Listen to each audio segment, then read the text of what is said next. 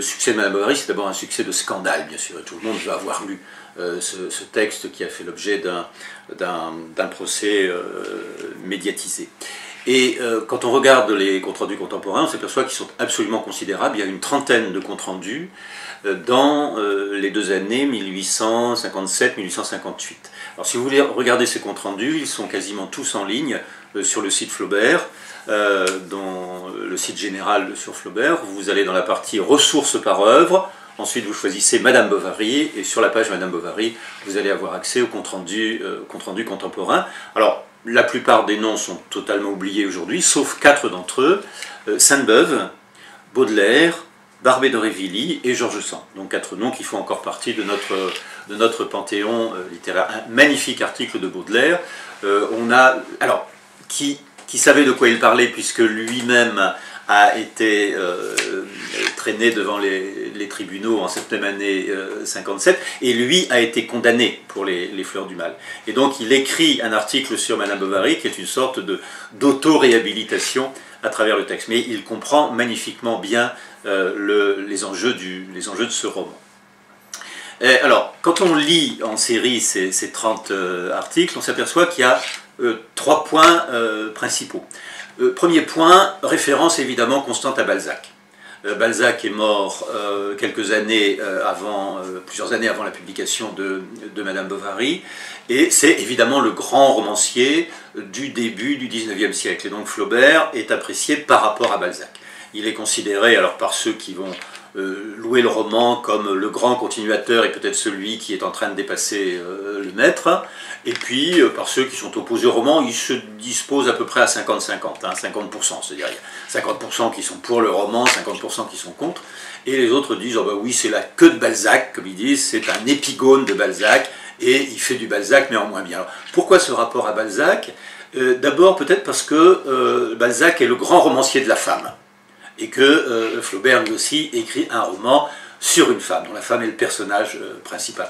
Pensez à Balzac et à la femme de 30 ans. Hein. Et donc là, on a un personnage féminin. Deuxième chose, Balzac est le romancier de la province. Et le texte de Flaubert, Madame Bovary, on l'oublie souvent, est sous-titré « Mœurs de province ». C'est-à-dire que Flaubert, par le sous-titre, se place dans une filiation balzacienne. Vous savez que la comédie humaine est divisée en un certain nombre de scènes, et en particulier, une des grandes catégories s'appelle « Scènes de la vie de province ». Hein. Donc, sous-titrer le roman « Mœurs de province », c'est se situer dans une filiation balzacienne. Et ça, c'est évidemment très important. Deuxième point transversal de tous ces comptes rendus, la question de la morale. Puisque les critiques de l'époque se situent par rapport au procès qui vient d'avoir lieu. Et alors, la voix de Pinard, qui prononce le réquisitoire, ou la voix de Senard, qui est l'avocat de la défense, se retrouvent à l'intérieur des débats. Alors les uns disent, mais regardez, qu'est-ce que c'est que ce roman qui va corrompre les lectrices parce qu'il glorifie l'adultère, et inversement ceux qui disent, mais non, en fait c'est une œuvre extrêmement morale, parce que Flaubert nous montre que l'adultère ou que la mauvaise conduite entraîne au suicide. Et il est évident que ce suicide va servir de contrepoison, pourrait-on dire, au roman lui-même. Hein. Donc la division sur le plan de la morale se fait par rapport aux enjeux du procès lui-même. Alors une exception, Baudelaire, qui est le seul à ne pas placer le roman sur le plan de la morale, mais sur le plan de la forme, c'est-à-dire qu'il porte un jugement esthétique. Hein. Et la morale pour Baudelaire, comme pour Flaubert d'ailleurs, réside non pas dans le contenu, mais dans la forme. Quand on a bien écrit une phrase, ou quand on a fait une belle œuvre d'art, on a fait une œuvre morale. La morale est interne, au fond, à la démarche esthétique elle-même. Et puis, troisième point, qui est abordé par tous, la question du réalisme.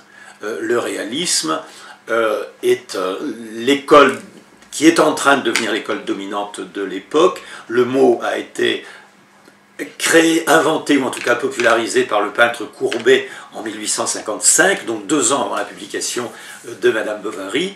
Flaubert s'est toujours défendu d'être un réaliste, dans la mesure où les réalistes, pour lui, avaient une sorte de conception photographique du réel. Ce qui intéresse Flaubert, c'est de faire une œuvre d'art avec un sujet prosaïque, et non pas d'écrire,